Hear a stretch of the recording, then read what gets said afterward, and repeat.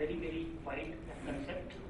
So we have one of our presenters who is from AISECT, Abhishek.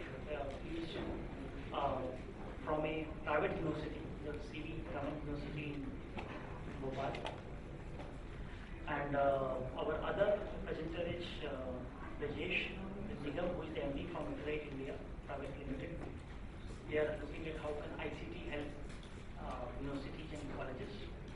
And we have Naresh, who is from Armstrong, who provides a totally different angle what new can happen in universities from a very new angle, which I will not divulge before he speaks. So, and we also have the honor of having Professor Mishra, who is the VC from Bharati and Vishwavidyalaya, who is also here. So the format of the session will be that we will invite our lead presenters, Naresh, Brijesh and Abhishek, to start the session with their presentations. And we will then request Professor KP Mishra to chair and moderate the session. We will discuss about various aspects of innovations in universities. So without much ado, I will straight away go and invite Naresh Duble, who is DGM Training and FMD from Armstrong. Naresh, welcome to the stage. You may begin, please.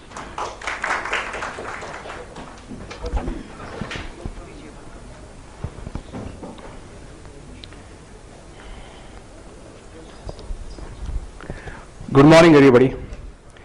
I really thank you for the gift of your time and attention.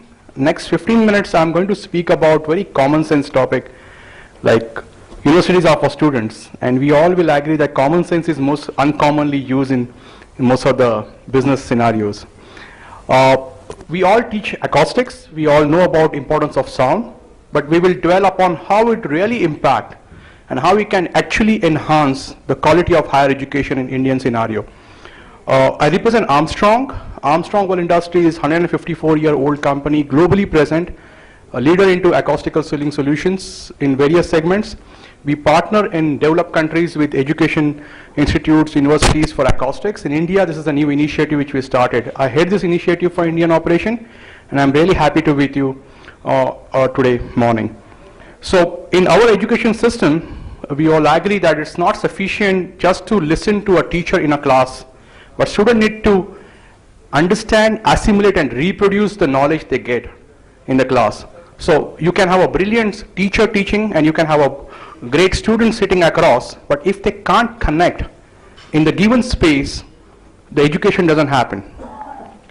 So that's the theme of the education, and that's possible only when you provide proper acoustical environment, when you provide proper architecture, proper building for learning place to happen.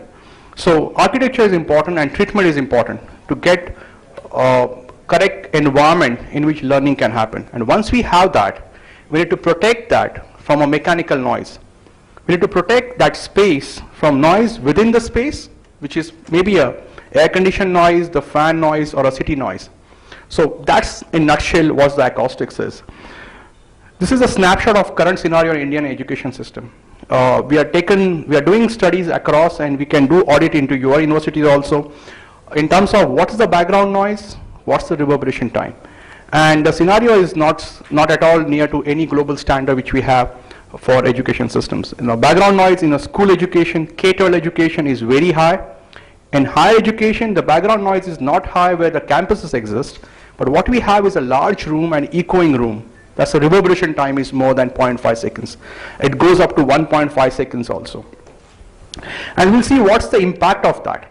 There is an impact, and a very high impact on students and on teacher equally.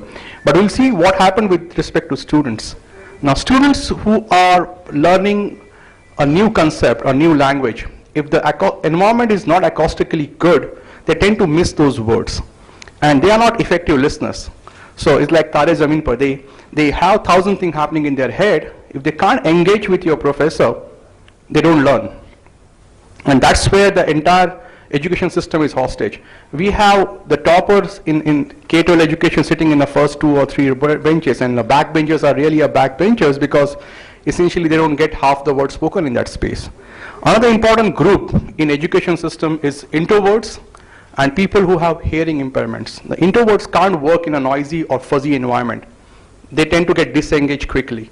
Their efficiency drops. That's how we have so many brilliant students getting into IITs and IIMs, and they're really not shining. And we have cases of students committing suicides also in higher education because they couldn't cope up with the stress and the pressure which happened into the campus. And most of this is connected with what happened inside the classroom. So, and couple of months in a year, they have hearing problem because of ENT infection. That time, if you have improper acoustical environment, they can't understand what's happening in the classroom. And the other thing is English second language, which is extremely significant when it goes to higher education because the technical words, the medical words, or the new lingo which is not in their dictionary, if the atmosphere is not conducive, you don't have a clarity of the sound, they don't understand what is happening in the class. And then they say teacher is bad or subject is difficult. In either case, we are keeping the learning hostage of what environment we are putting them in for learning. This is a study done by Acoustic Society for Education which talks about if you know the subject, and articulation index is objective measure of the clarity of the sound in the given space. If it is 0.8, the person who knows the subject gets 100%, but the young one, they miss 10%. And what we work in our education system is around 0.4 to 0.6 index, where they miss 30 to 40% of the words. And we can actually explain this, and we can do an audit in your university to actually understand how it is, what is the scenario you have, because what you measure get improved. So we can actually measure that and work around to improve the situation in the classroom. This is a case study I want to share with you. A school which is 50-year-old school, very successful school, but the surfaces are very hard, like we have in our education system, hard ceiling, hard walls, and hard floors. The reverberation time, which is a time required for sound to die by 60 decibel, is 1.3 seconds. Now, our hearing instrument is a very nice instrument which can distinguish a sound when it comes back to it after 0.5 seconds. So what happens if you have reverberation in your place more than 0.5 seconds, your students or a teacher hear their own voice twice. First when they speak, and second time when it reverberates. So this place it is 1.3 seconds, which we got it down to 0.6 seconds by doing some acoustical treatment. And the video of 1 minute is a feedback of a teacher, how she felt in the same space teaching to the same group.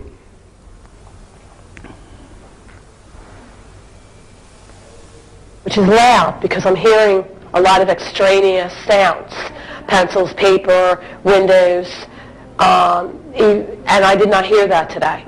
It was great. I was just hearing their voices, and I also noticed that I could hear them better. They were talking softly today. I could hear them better. Usually I get some hesitation after I ask a question, and I find myself repeating the question, or did everyone hear the question? I get a lot of no's. Today I found that I was able to do more teaching in the same amount of time. I felt like I was closer to my children today, and they were closer to me, instead of always reaching and straining.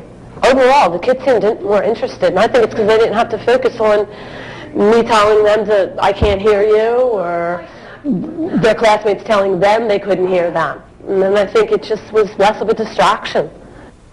We all, teach in the classrooms. When we know the students are connected with us, it draws the best in the teacher. And that's what exactly she is saying. She could connect well with the teacher and well with the students and cover up a lot of subject with a velocity. And so in current education system, we have quality of the teacher, and we work very hard with teachers to improve their quality. But if we can connect the existing quality of the teacher with the student which we have, 100% of the time with 100% of the students, I'm very sure the results will improve dramatically with the current set of quality which we have. This is a ASHRAE journal which talks about sustainability. Yes, when we construct a building or when we run a building, the green is a buzzword. We want to have sustainable and efficient and cost-effective buildings. At the same time, we got to be completely mindful about are these buildings are healthy and productive for the people who are occupying the space. I mean, you and me spend more time more productive awake time in the places where we work. Now, if those places are not conducive for healthy output, the entire expenditure of putting up a building and running that institute is ineffective to that extent. Do you agree with me on that? So we need to pay attention to the construction and the quality of the spaces where the entire activity is happening, which is the classroom. So acoustical comfort is a new term which is getting added into green buildings, which means essentially 4 elements. Means intelligibility of the sound, you understand what I'm saying and I understand what you are saying in the space, privacy of the sound, low distraction annoyance, and concentration. So various zone in an educational building has a different requirement with respect to acoustical comfort. The classroom has acoustical comfort when there is intelligibility, there is a clarity of the sound, and there is no outside noise, there is a concentration, no outside noise coming in. But for the library, you require more concentration than anything else. For lobby and passages, which is a critical area into passage area, where if somebody goes and speak in that area, it distracts all the classroom. So you require to have absorption up there happening in that place. So we need to select material differently. How can we have the same material on the floor and the wall and the ceiling and expect to get a different degrees of acoustical comfort in our premises, which is completely absurd. And that's how we are running our facilities currently. So what we are interested in the direct sound from teacher to the students. We are okay with early reflection. So the hard surface behind teacher is good. What we don't want is a late reflection and echo. Now late reflection and echo happens when the sound gets reflected after 15 feet or 18 feet. And typically in higher education, the classroom size is more than 12 to 20 feet. And there you have echo. And that can only be controlled by size of the room, shape of the room, and a surface treatment. And that's physics.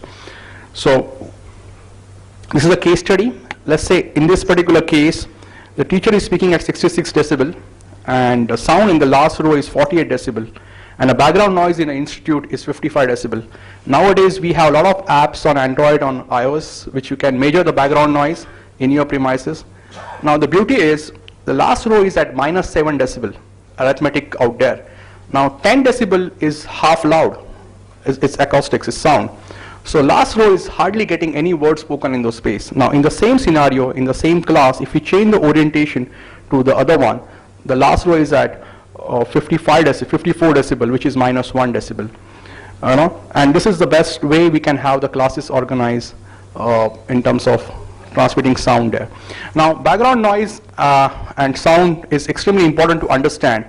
If, like when we speak in the air, if there is no enhancer, the sound dies 6 dB every 2 meter it travels. So when it travels the first 2 meter, it's died by 6 dB, the next 2 meter it dies by 12 dB, and next 2 meter dies by 18 dB. So you and me can shout only at 80 dB. We cannot go beyond 80 dB. 120 dB is a blast. So right now, if I don't speak with the enhancer, it will be 60, 65, 75 dB kind of sound. So what happened in the class, teacher speaks at 65, 70 dB. If the background noise is high, it goes up to first 4 rows, and after that, it gets disadvantage. But second important thing happened, which is most important to understand with high background noise, that teachers speak at high pitch. Now, I can say I love you in 10 different ways, and each I love you has a different meaning the way I say it.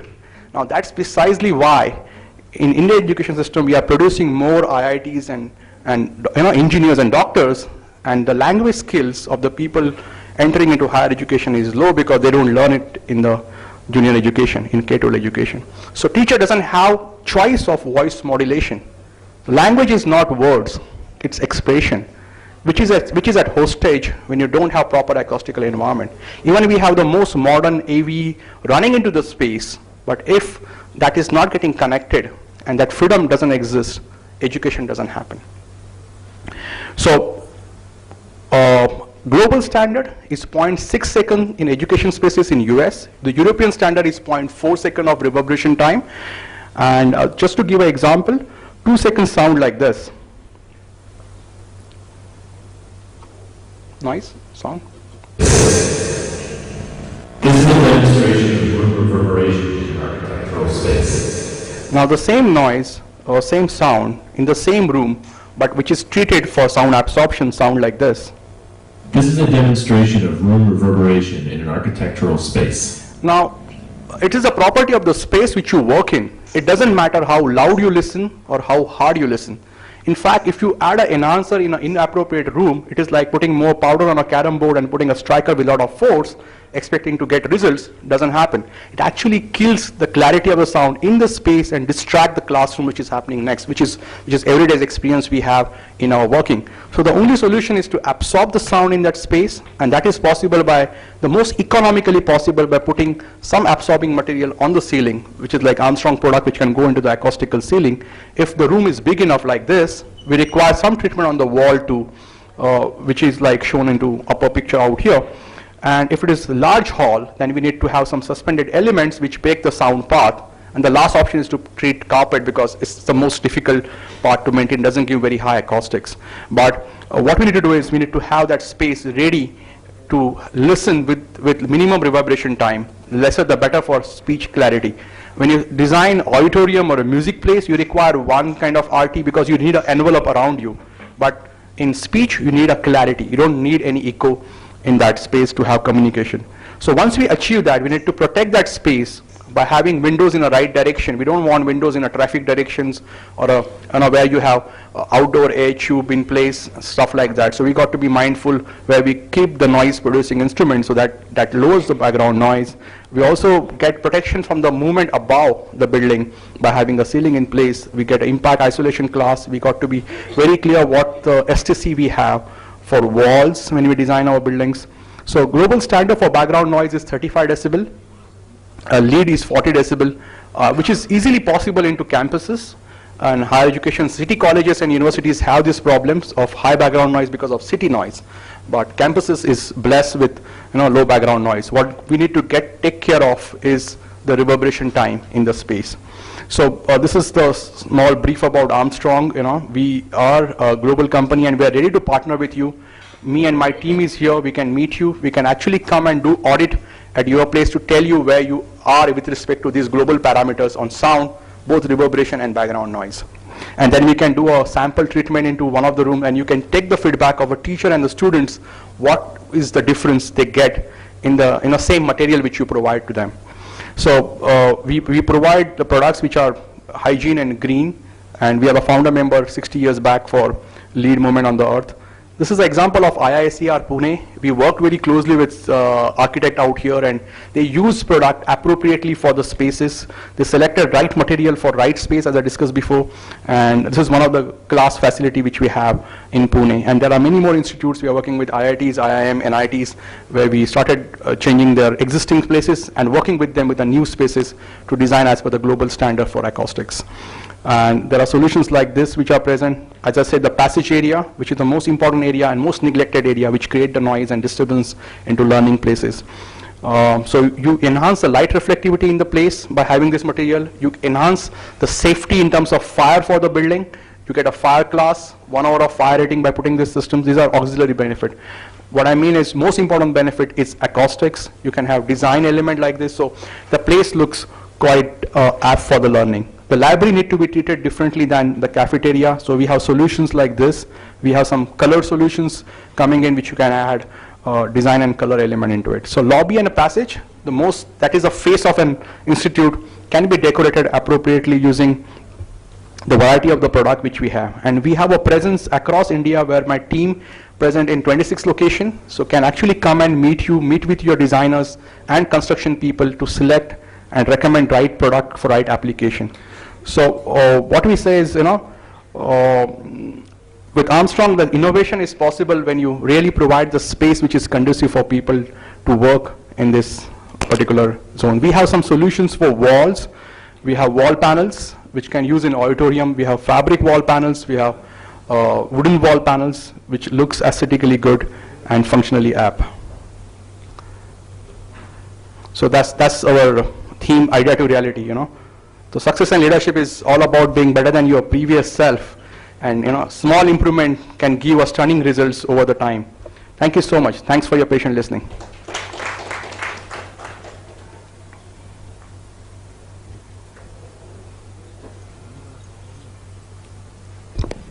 Thank you so much, Mr. Duble, for your precise, technical and very informative presentation. I'm sure all of us have taken from here. Now I would request Mr. Brijesh Nigam, Managing Director, Iterate India Private Limited, to please come up.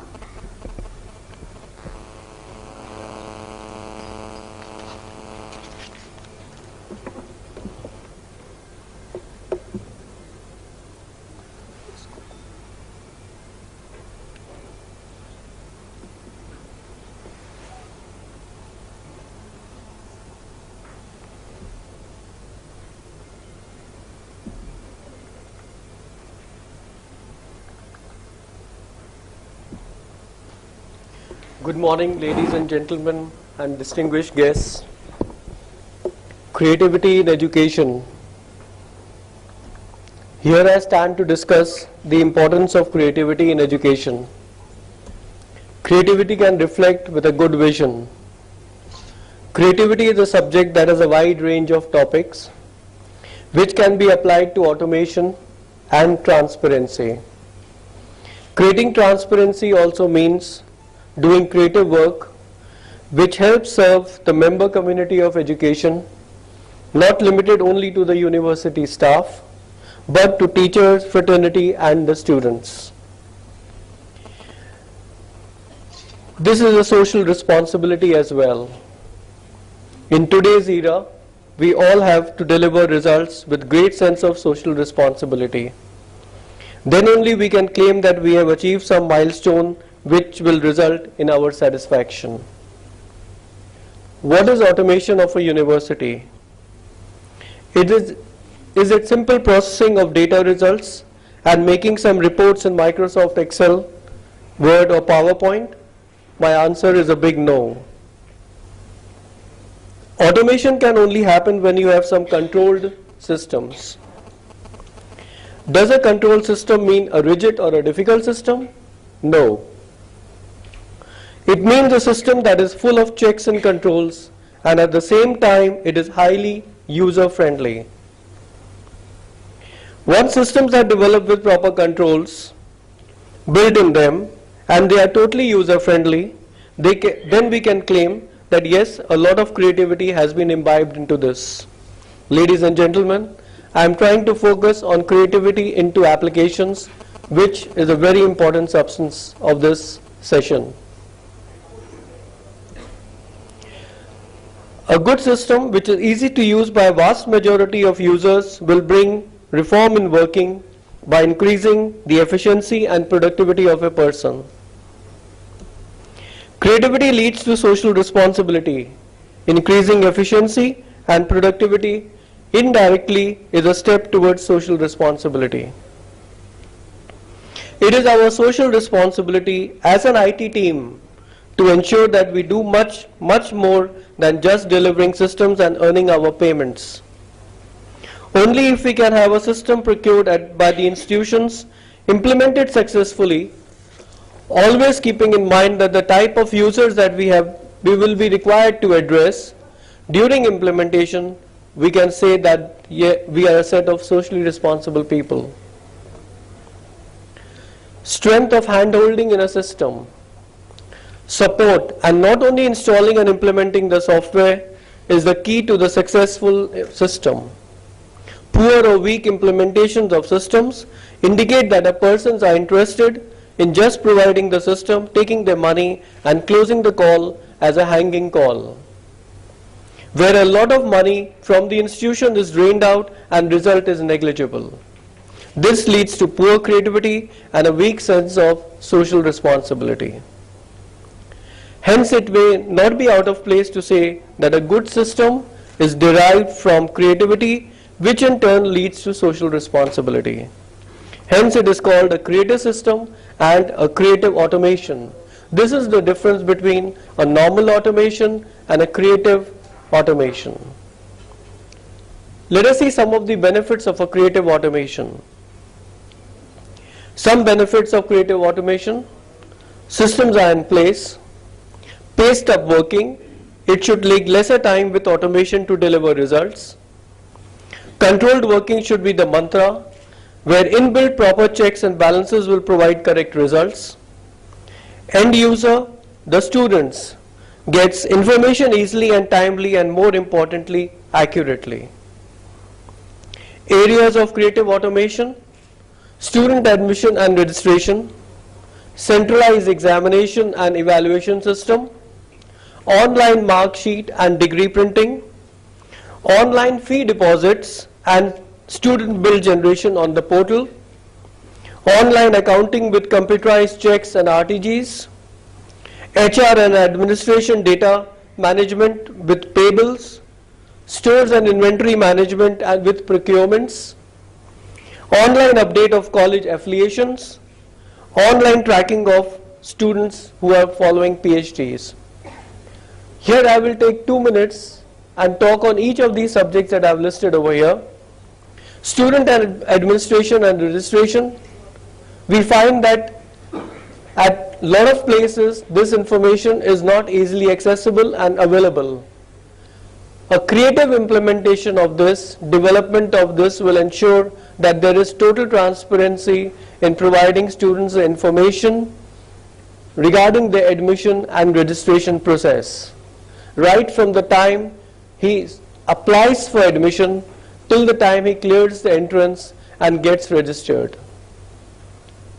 Centralized examination and evaluation system, where exams of pre and post are conducted properly, results are tabulated accurately, and evaluation is updated by teachers online themselves. Online mark sheet and degree printing, when degrees can be printed from the system rather than getting for traditional degree printing. And these days degrees printing can be fully secured, barcoded and hologrammed. Online fee deposit and student bill generation, where a student is able to generate his own bills without bothering to go to the accounts office and then deposit the fee in the bank if it is required or in the university counter. Online accounting with computerized checks and RTGS. Today in the era of RTGS and a way forward, online checks to be generated from the systems automatically based on the processes set up.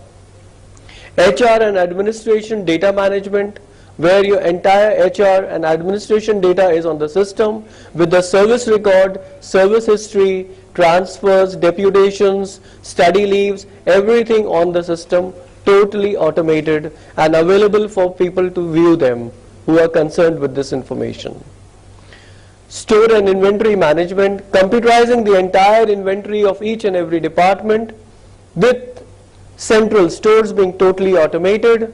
It gives you the net assets you carry in the university or the institute. Online update of college affiliations. There are hundreds of colleges which are affiliated to a particular university, but computerizing them from stage 1 with all the records and scanning of all the documents, the premise areas, the architectures will really help in checking that yes, the colleges, the correct infrastructure is available for teaching. Online tracking of PhD students. PhD generally takes 3 years to 5 years time frame. The students can track, the evaluators can track, the Central Evaluation Committee can track the information on this. All this will create to a very creative and innovative environment and information easily available to students, teachers, administration, as well as reporting to the government becomes very simplified. Is it simple? No. We have to walk extra mile to meet these challenges. There are multiple challenges in a creative automation of systems, most important being the coordination between the teams of university and the agency. It's rightly said that you awarded a contract to an agency, but how successful it is will only depend how interactive and how close coordination and monitoring is done by both the teams, the university as well as the agency which is automating your systems. Systems used for automating the institutions like universities, schools and colleges can be complete and user-friendly if they are in close coordination of the IT team of the university, users from departments. This is one area which is very badly missed, that you depute the IT team of the university, but the people from the departments who are the actual users, actual takers, are missing from the interactions and involvement. And when the system goes down for implementation, there is a big gap. And the IT team of the agency. All these three have to work in close coordination. What are the extra miles that we need to walk to meet these challenges? User need to define the requirements. Generally requirements change from the thought process, because this is the thought process, till implementation. So the requirements have to be very firmed up. Policies for process needs to be well defined. Generally there could be a failure where the policies are not well defined or the policies are not well studied before developing systems. Developing team to have an in-depth domain knowledge of the systems and the working and the processes. This is one very gray area that needs to be addressed in a large context. Maximum time should be spent in the first 3 points that I've illuminated over here. Strong implementation hand-holding skills. It's not only giving a software, but it is the implementation hand-holding which matters a lot. If that is weak, the implementation is not good. Users to show zeal and enthusiasm. The departments where it is being implemented, the users who have to use it have to be very enthusiastic about the systems. Involvement of top to the lowest level. Here I would imply from the Vice Chancellor to the lowest level, the clerk who is using the system have to be fully involved in order to have a great system, an innovative, a creative system. And it should always carry a phased implementation. Not that we try to do all the areas, computerize them in one go. There should always be a phased approach to implement systems. All this is achieved when there is creativity with positivity, which is expressed by all stakeholders. It's vision of the person who has initiated the efforts and the vision of the implementer who is implementing it. Please mark that it is the vision of both the parties, the university and the agency, that will help you come to a successful stage of implementation. If anyone is failing in their vision or is having a short vision or a fast approach, believe me, the systems will not be successful. Even if one given point fails, the results will be a hanging system. By hanging system, I mean neither can you go forward nor you can take the step backward. Ladies and gentlemen, I am not using this platform to promote our products. You can visit our exhibition, our stall at the exhibition. I just wanted to highlight what are the challenges of implementing a creative system and how we should go about it. It's not only the software, it is a creative software, creative working which matters. Thank you very much.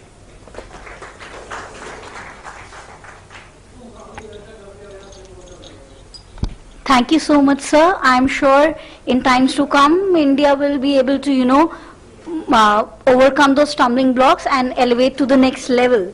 So, on this note, can I request Mr. Abhishek Pandit, Director, AISECT, C.V. Raman University, to come up and put forward his views to us?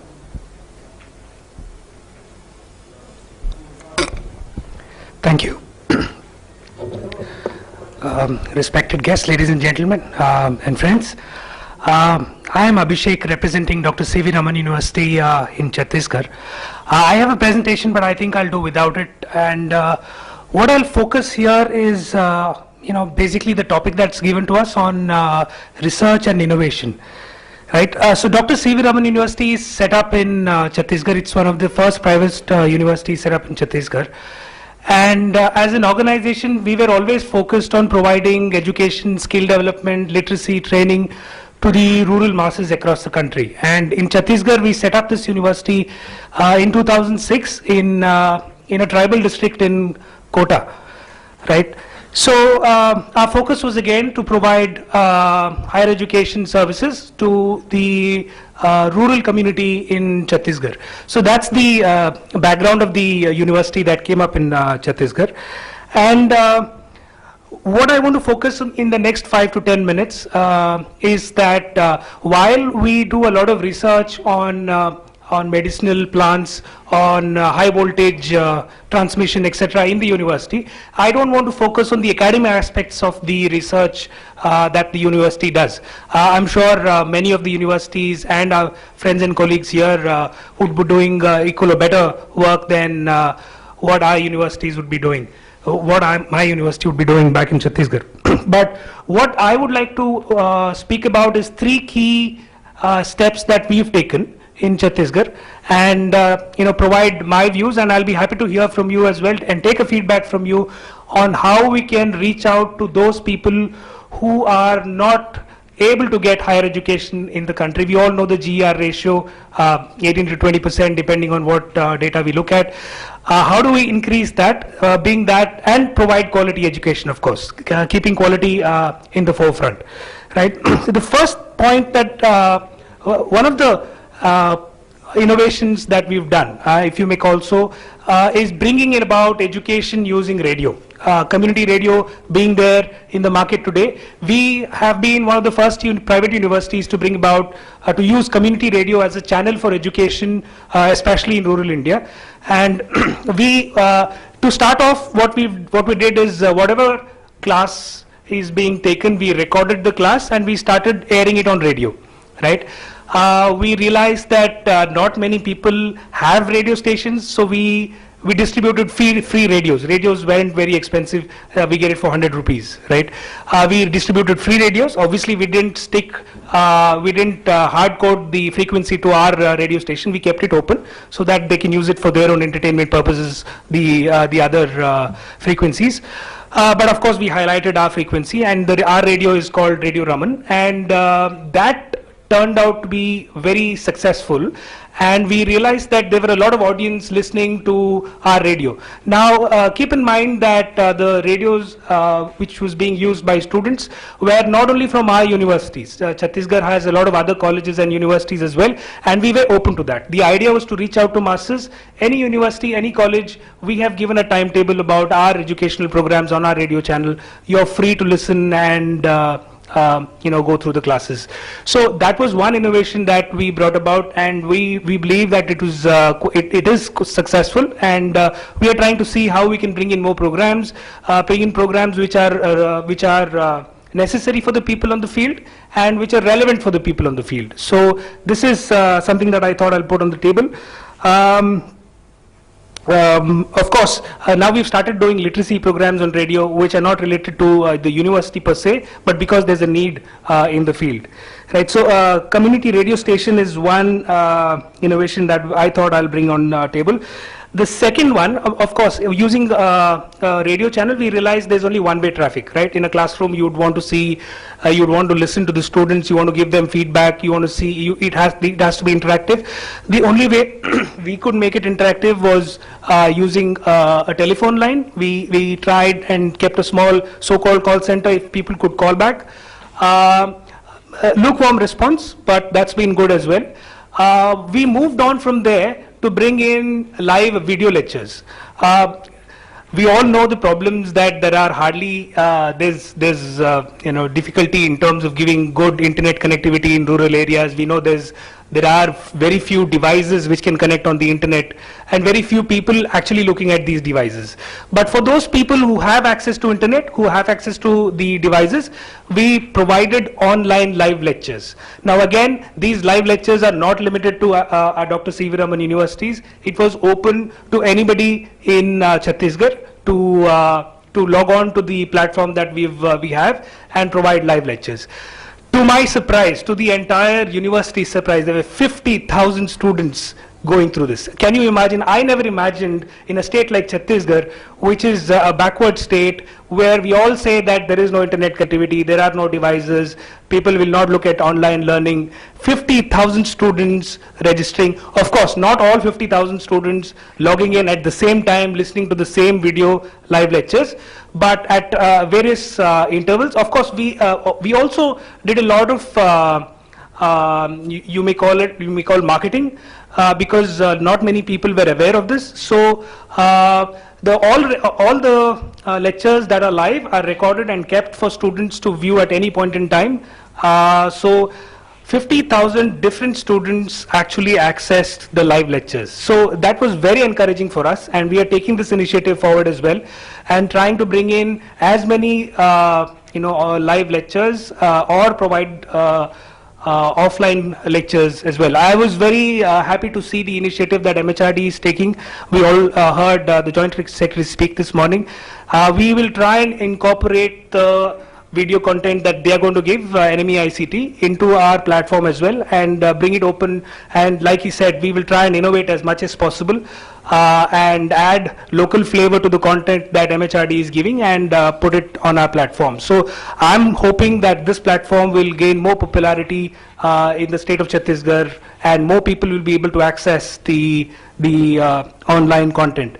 Now, this is as far as reaching the unreached. That's the steps that we are trying to take. Of course, all of this is free. We don't charge the students to visit the website, or obviously listen to radio. Radio is anyway free. So that's as far as reaching the people people are concerned. One other innovation that we've done, a little more on the academic side, is in a state like Chhattisgarh, more than higher education, we realized vocational training is one of the key aspects for people to provide livelihood, and we realized that integrating vocational training to education is very important, and hence we've adopted NSQF in our university. So we've started providing programs which are vocational programs, completely in line with NSQF, level 1 to 10 of course, and this has been a very good, I mean, it's not an innovation, but a very good step that we've taken, and there's been a good response from the state of Chhattisgarh for NSQF related programs, primarily because it brings in vocational skills, and we've tried to tie in the industry as well. For IT, we have companies like Intel, Microsoft, who's joined with us to provide them not only content, but also try and help them provide employment. And similarly in other industries, Bosch and Schneider, etc. So there's industry and the university together using NSQF has been a very successful model. So these are the three key points that I thought I'll put it on table, not focusing on various other aspects of research that the university is doing on, like I said, high voltage electricity, transmission, and medicinal plants, etc. This is just a thought that I put forward. I'll be very happy to interact and get more feedback from all the esteemed guests that are here, many of them running vice chancellors in good universities, and I believe this is a session where we can exchange notes and ideas and mutually benefit from the various activities that we are doing in our universities. Thank you so much for this opportunity. Thank you.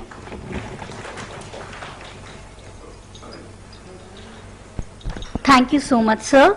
May I now request Professor K.P. Mishra, Vice Chancellor, Nehru Bharati Vishwavidyalaya, who is also our session chair, to come and please provide us some food for thought.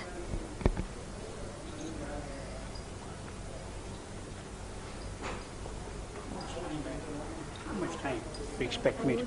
How much time? 10 minutes. Okay. Okay.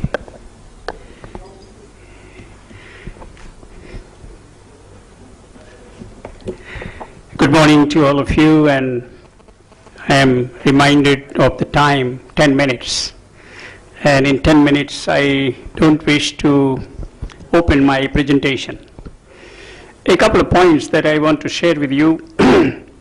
I came with the hope that we are going to discuss hardcore questions in higher education. We are coming from universities and we are looking into what is wrong with us and how we can correct it. This question is debated again and again, and we know that there are certain shortcomings in the higher education in our country. Many of us shy to spell it out, and it's far from doing anything worthwhile to change it. In the audience, is there anyone who would like to volunteer to tell me what one sees in one line the shortcoming, major shortcoming of higher education in our country? Anyone? In one line, if you can say what you think is the shortcoming. Oh, yes, please. Is there any mic you have arranged for the people? Yes, please. Not integrating employment with the education. Okay, over there. Business as usual. Business as usual. Okay, okay, over there.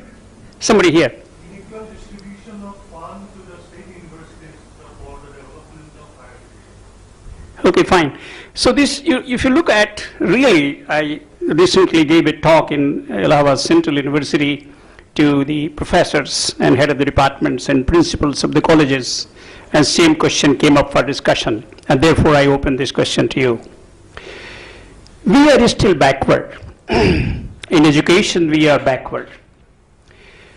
But we are in the moment of revolution. I think we are very lucky to be at a time when there is plenty of opportunity to do something.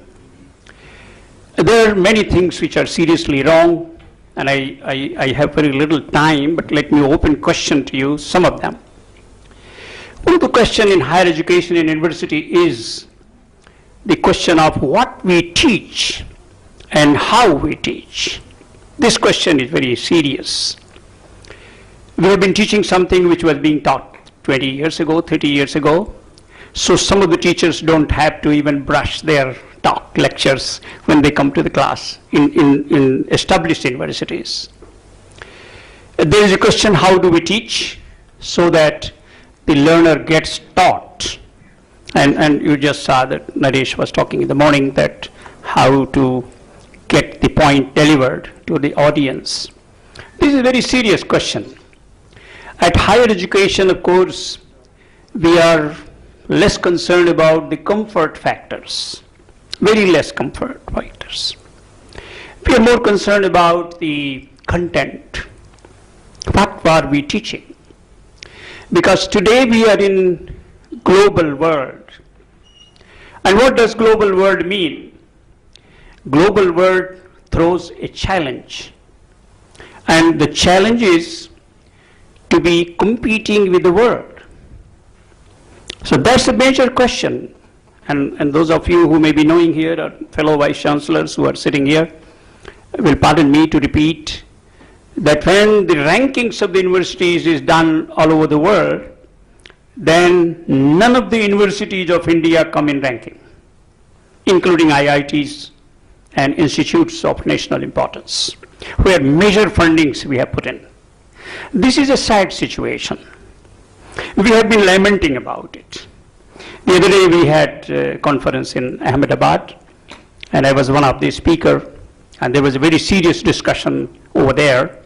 What is wrong with us and how to remedy it, especially in technical educations. So the question is, the wrong is that we have remained stale.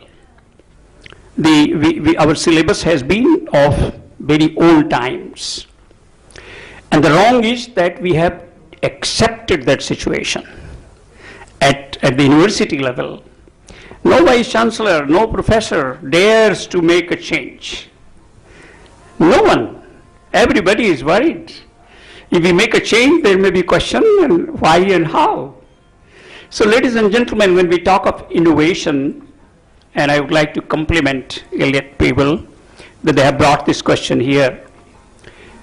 Innovation is very serious term. Innovation is being taught in Western countries, in European universities, in American universities. In our universities, innovation is simple. anything that we are doing, if we can do another way, that it is seen to be more effective, we have done innovation. Innovation in technology accepted. It's obvious. Those who can afford, they will benefit by it. But we are talking about innovation, and perhaps Iterate has taken up this question, how we can bring innovation in general without bringing it the financial constraint to the institutions. This is a question before us. And these innovations too have got many positive. We have certain opportunities that we can do it, and it has to be done at the country level, but we are slow again, very slow. Whatever innovations we will perhaps bring, it will be outdated by the time we bring the innovation. Then that we all are accepting. We are just taking it up that yes, this is so. Ladies and gentlemen, there is urgency. And this urgency is that the education, especially higher education, is neglected. It is rotting, I say, it is rotting. We are close to a stinking situation, very close. I have some slides here. There is no time, and probably they are conservative. I would have shown you the data, what I am saying and why I am saying and how it is relevant. I'm not just saying anything which is hypothetical. I'm not trying to be critical because I like to be critical. I'm just trying to bring to your notice that when we assemble, and when we assemble for some purpose, we must be critical to think. And we must be critical to suggest what we can do. And this innovation business that we are talking about has to be done at all India level. In cities like Bombay, Calcutta, Bangalore, Chennai, many good things are already there. Many good institutions are there. Perhaps we can be proud of them. But what is worrying is that today we have 750 universities in central, state, private, deemed, and national importance, and IITs, 750. But our presence internationally is poor. Internationally, nobody is being given any recognition to be invited to talk about education. Honestly, we aren't doing much research in education. We are not doing something which can lead to newness. We aren't doing something which we can make even 10 years later competitive. That's the sort of situation. We have no plans when we can deliver in terms of competition. We have no plans. Or we will perhaps questions that we are raising today, 10 years later, question will remain same. And perhaps we will not make much progress. Why? Because we are doing things in tits-bits, here and there, something here, something there. No firm policies which should be conducive to learning atmosphere in the universities. Universities learning is going very poor. Students' interest is lost. Teachers' interest is not there. University chief, like vice chancellors, we feel helpless. That kind of pathetic situation we are faced with. No vice chancellor with the future prospects can take adventure. And there is a need to do that. How to do it? And sometimes I was just thinking that this question will come up here. What kind of innovations we are looking that we can make mark internationally? Something, just one thing we do which can be somewhere recognized internationally, something. But this something should not be limited to just few universities. And this whatever we do should not be just here and there exceptions. No. Exceptions we have done well somewhere here and there. We have been doing very well. Some of us are well taken internationally. Question is at the country level, at mass level, at a level that we are recognized as a country in the international standards, that we are lacking seriously. So therefore, very well taken that if you are talking about that our material, what we say must reach the audience, quite correct. Naresh mentioned. Nigamji also quite says, okay, automation, creativity in automation will do, of course, provided we have that kind of funding. And the university situation is that many universities are today in garages. and there is no electricity. And many universities have been given permission to open, and they are there. And I have some personal experience because I come from Nehru Bharati University, which is a rural university, and I had been in Bhabha Atomic Research Center, which has one of the best situation in this country. So both the world I have seen. And what is happening? Many universities, many, if not all, many, are just a camouflage. They're just having garages, just some buildings. Same building is being shown for education, same building is being shown for science, same building is shown for master courses, same building is being shown for humanities, same thing, same thing. You will be surprised to know. And research level is the one where I would like to say a few words. Our research is at the moment the poorest at world standard. Our competition is with the countries in the neighborhood, and I thought 20 years ago I used to think that perhaps we could be leader in Asia at least, which is not happening. China is way ahead in terms of publications, in terms of reforms at higher education, and in terms of getting international recognition. So we have a very wonderful opportunity today, but we are lacking because we are not seizing the opportunity and we are not rising exactly to match the progress elsewhere in the world. So research part, it just neglected group. Research is not happening. So there are some questions.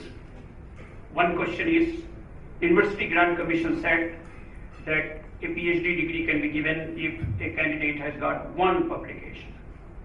And what kind of publication they said?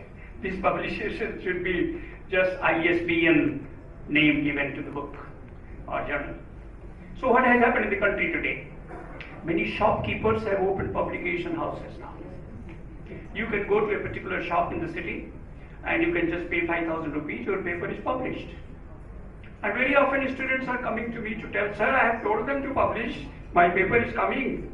And I have just already told the editor has told me that, okay, he will publish a paper for me. So I asked them that, what is your paper? Can you give me a copy of it? No, no, sir, I have just given it to him. And when publication comes, I'll bring it and give it to you. No comments from the editor. No any referring. No any quality screening. Just give whatever you have it. Ladies and gentlemen, what I want to tell you, that in research, when I say that it is in a very poor shape, very often a student is writing a paper and this paper has no relevance to the topic of his thesis.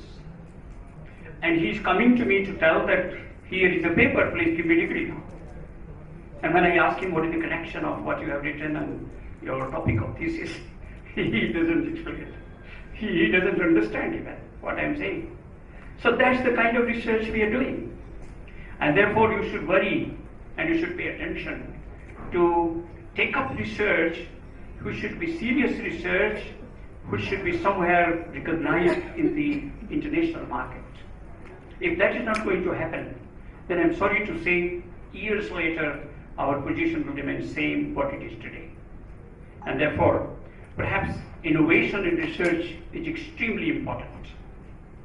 When we talk about innovation in research, we are talking about research that can be relevant, research that is frontline, and research that is original. If it is not happening, then we are not doing innovation. Doing something what others have done or copying things and writing another paper, it is not going to give us citation. And when elect people ask me to comment on this point, one thing I want to tell you that one of the reasons why our universities will remain redundant, because in the ranking system of the university, 50 marks about is given to research output alone, and our research output is less than 5%. So we cannot hope. And that is why the leaders in universities, leaders in education in this country are telling that the system of evaluation of ranking should be diluted. What they are telling is they should suit to Indian conditions. What is this we are talking about? Can we get it? Will world agree to our viewpoint? Should they agree? That is a question. Because if we are university, and university is meant to advance knowledge, to create new knowledge, and if we are not doing, and in the ranking we fail, what is the question? That whole thing should be made suitable to us. I think we are talking too much. So somewhere we are failing, ladies and gentlemen. Perhaps we have a need to think about. The other point that Abhishek has been talking is very interesting. I find it quite serious because he has some resources that he can open radio station. He has resources that he can give radio set to students, and therefore he feels that I'm reaching to the masses. Reaching to unreached is certainly central, it's important, and I'm for it. But we cannot take degree to give at the home of the child. Let's not do it. I think this is not going to improve the situation. Nowhere in the world this model has worked. So we have to have created some urge in the learner to come to the temple to worship. It is not going to work much. We may be elated that we have reached, but has it increased your grosses or moderation? Has it made them literate? Has it made difference in quality? No. We are looking for quality. And the quality has to be not measured in terms of the mass outcome. Quality will be some. All professors of United States or England or Europe are not Nobel laureates. So quality exists. Therefore, for having the quality, we should be careful when we go to the mass program. It sounds good, populist, politically it is good, but academically, no. Academics has to have its standard. As Vice Chancellor, I can tell you, very often I face this situation. This question is asked to me, what are you doing? Admissions will drop. If you are very strict in your evaluation system, examination system, students will run away. So what is the society we are making?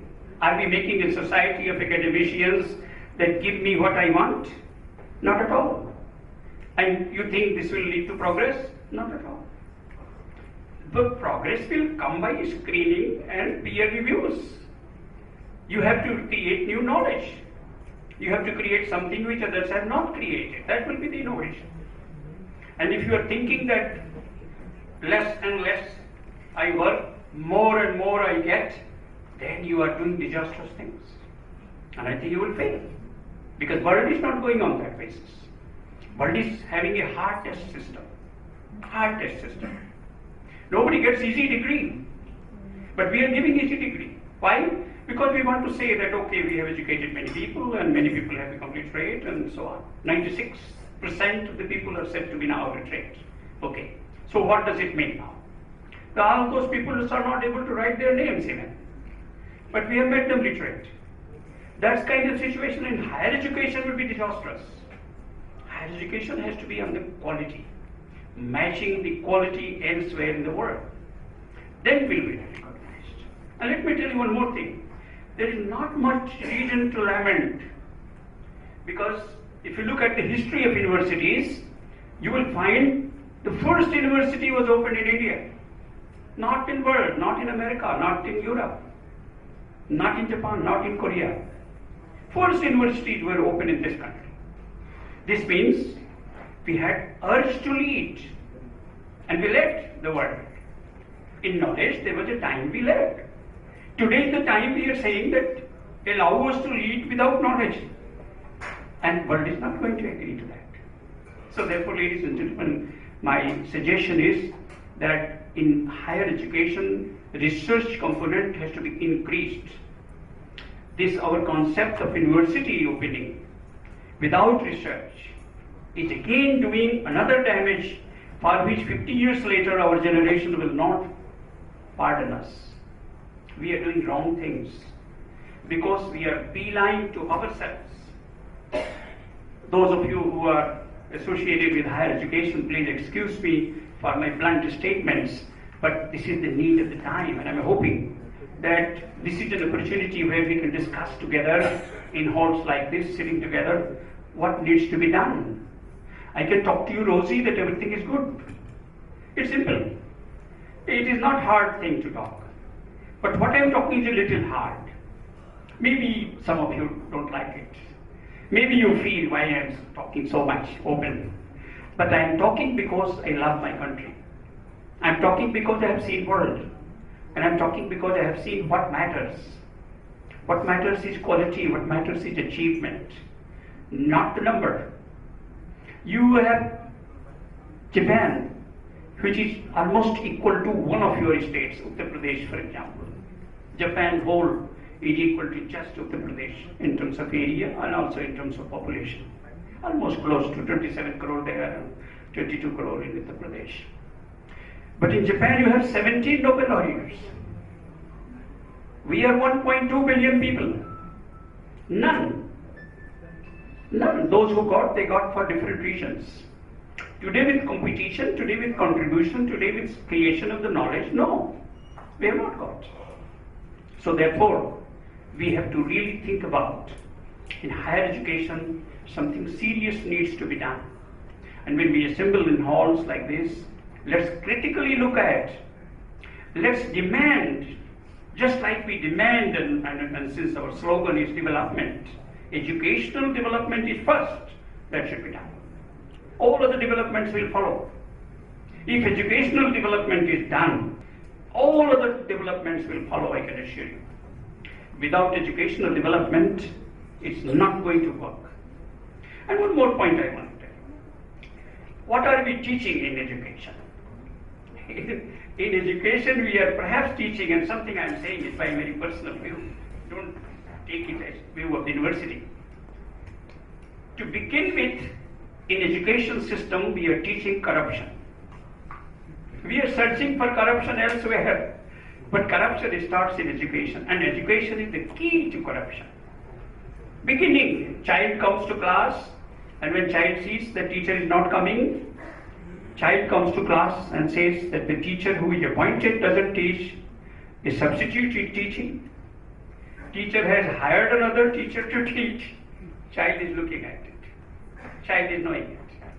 And when child knows that I can pay certain money to a school teacher and I can get certain percentage of marks, corruption starts there. He knows. And what is happening now, let us put it higher education. I interact with students very actively and intensively. Students tell me very honestly, sir, whatever you are teaching in the university is not so much useful to me. I know how I will succeed in this society. Your university system is not teaching me to succeed. Your university system, I just want to use to get something that, okay, I have some kind of label here, I have so much degree, that's all. And I know your degree is not going to work for me. The students tell me very frankly. And why? There is a long mismatch between what we teach and what one faces in life. A strong mismatch. And that's the reason why a student is indifferent to our higher education. And that's why entire investment has to be re-looked at. We have to go and look at very seriously, are we making this investment, what we are making is right? Or is it just going to be results which we are going to go just like fluke? Here and there something will happen. So very important point that in our system, the corruption has to be removed first. And this I call mental corruption. Academic corruption. Academic corruption is very high in this country. You can get degree without going to college. Many people are there who have got degree without going to university. You know that. And they are also working. The students tell me openly, sir, your degree is not required. I just need a paper to be given. I know how to get my job. And the other day, I read an article in one of the newspapers when I was told that you can get in government-aided in universities and educations jobs costing somewhere 10 lakhs to 20 lakhs. What does this mean? And why it is happening? I ask some managements now that this is happening and you are the part of it. And what they say, oh, this man is going to earn whole life and if few months salary is given to institution or somebody has taken, what is wrong in it? So therefore my strong urge for innovation is change the system. Come back to not permanency in the jobs, in teaching at least. If you want to copy everything United States, then also copy their track tenure system. Give 5 years. And 5 years if teacher is doing very well, absorb again.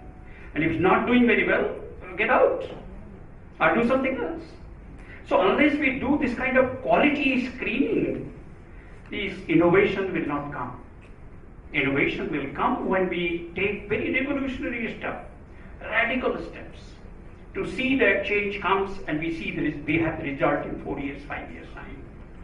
So my worry is, ladies and gentlemen, that the way we are thinking about it, the way we have picked up words of creativity, innovation and improvement and reform, they will all be paper. Because we have to be serious on this point, that somewhere we have to play our very positive and active role to see that things are improved. And we are doing something which allows us to become merit-based, recognized group internationally. And with this already here a note, perhaps I have exceeded my time. I would have better used my slides to thank you very much for your attention. And if any of you have got any point, I would be too happy to elaborate on it later with the permission of the organizers. Where are they? I think my time is up. Thank you. Thank you very much. Will you be allowing us to react on it? Can we ask elect people where is Nidhi? Yes, Nidhi. Can you take some questions? Can we have it after one more speaker, please? No, not right now. Right now it will be Sure. quite relevant. This is Even writing. Okay, let me see. Thank you very much, sir. We really heard you, and it was very critical. He's asking questions. After one No, no. Okay, so shall I close? Okay, fine.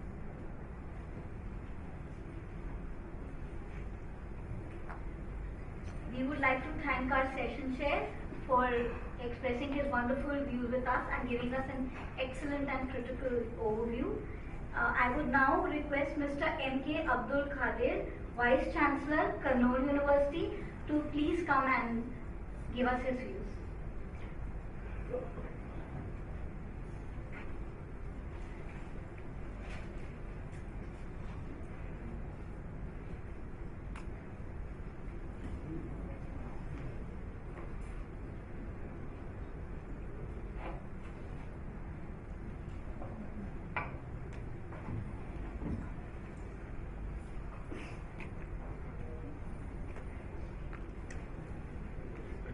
Dignitaries, my fellow scholars, teachers, and other dignified persons from different parts of the country and different parts of the means. Time is running up. I know that it is near 1 o'clock, and in fact, I'm asked to share a few points with regard to innovations and creativity, higher education scenario. In fact, I'm hailing from a university in Kerala. It's a state university wherein we have 119 affiliated colleges, including 2 medical colleges and 25 engineering colleges. So when we speak about innovations, especially at the university level, we have 4 things in our mind when we speak about university. Number 1 is teaching, research, innovation, and dissemination of knowledge.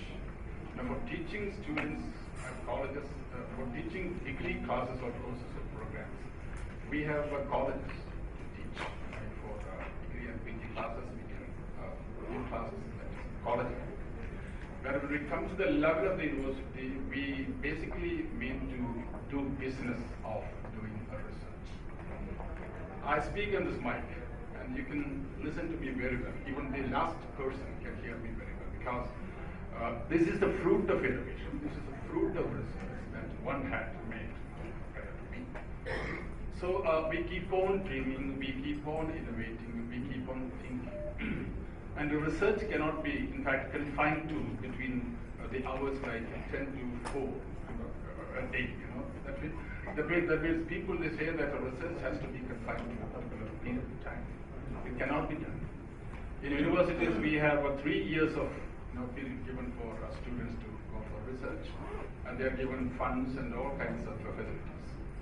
But I tell you that many of the wonderful and creative researches were, or findings or innovations are made, maybe at the spark of a second. Maybe the researcher, he might be sleeping at night, and all of a sudden he wakes up and he finds that something is like this, and he gives it to the world. So that way, innovation cannot be confined to a particular period of time. It has to be engaged by way of disseminating the student that they have to be in the society. Because the very presence of the society, or the very essence and relevance of the human being's creation is service. Service to the society. We are given very long hands. We are given beautiful body and everything. And for finding one time's meal, we don't have to strive much. Because if you come to Kerala, there you get 750 rupees as wages for the laborers. If you go to the field, you can get 750 rupees. Whereas you have to pay only rupees, maybe 20 rupees to get the sumptuous fruit. So what do you do with the rest of the money? So you need to go for service. Our very essence of the life is for service. That's why you have to go for research and innovate. It is one of the means by which you can do service to the society. Mother Teresa was the incarnation of all the service. She went on to the streets of Calcutta where she found that leprosy patients were suffering from agony of disease. So she just went into them and rubbed their wounds and served them. She fed them. In Holy Quran, there is a verse goes like this. Oma khalaqakum min al-jinni wal insa illa liya'budun. Means human beings and angels have created you to serve me. So you are supposed to serve me. Serve me means the most beloved of all human beings. God's creations as human beings. Because we have a lot of people around us whom we can serve. Like the blind people are there, the handicapped people are there, all these kinds of people are there. So I don't want to extend my speech up to the level because I'm given only I think 10 minutes to speak about this. And again, I can share a few words or few experiences of my universities. Like ours is a multiple campus university. We have 80 campuses in all the 3 districts of wherein what we do is we simply invite emeritus professors to our university, wherein we have facilities for video conferencing. And we just ask other students in the various departments and campuses. And what they do is they just listen to the lectures that we give from a particular campus. So that is how we just disseminate the knowledge. And when you do it, definitely they are in fact given the quality of education, all these things out of this video conferencing. And again, when you speak about creativity, I was speaking about innovation of creativity.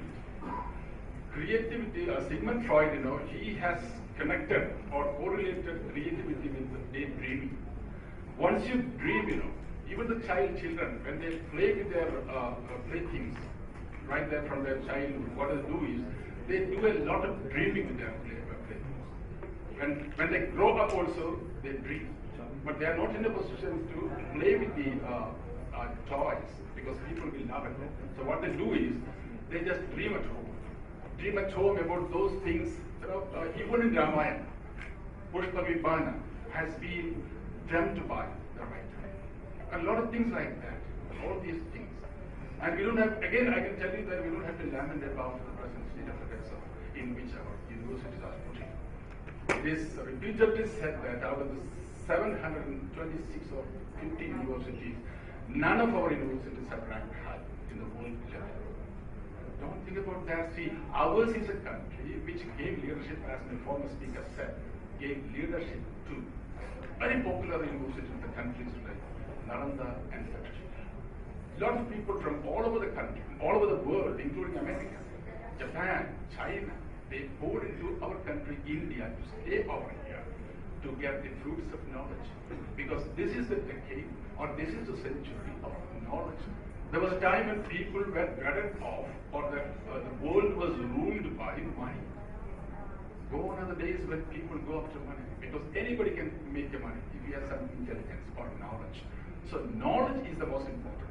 So this is the decade or century of knowledge in which you have to increase your knowledge and increase your knowledge with quality.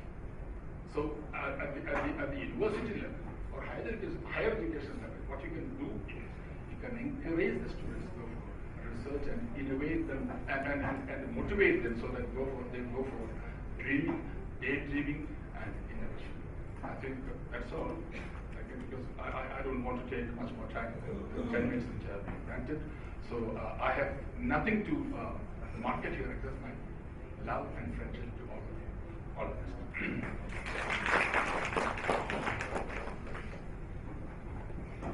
Thank you, sir, for your valuable contribution to the knowledge exchange. And I would like to make one request, that we will have a discussion and question and answer session, but if we could have it at 2 o'clock after lunch, so that would be very helpful since we are running short of time. And I would like to now take this time to give out the certificates. And I would request Mr. Naresh Duble to come up and provide the certificate to our session chair, Professor K.P. Mishra. Sir, the certificate.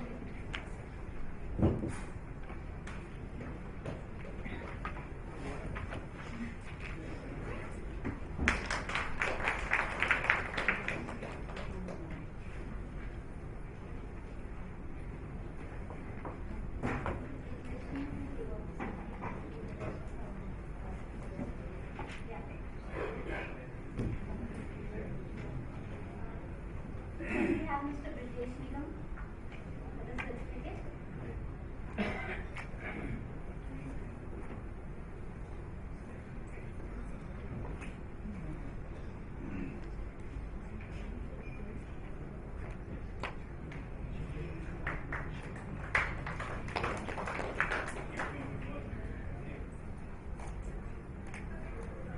And Mr. Abhishek Pandit.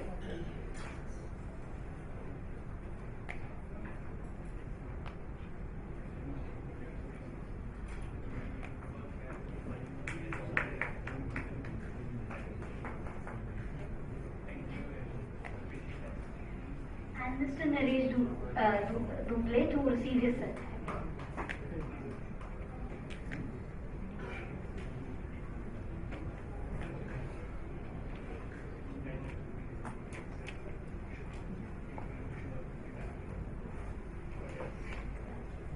Thank you so much everyone for your time, and I would like to make one more request.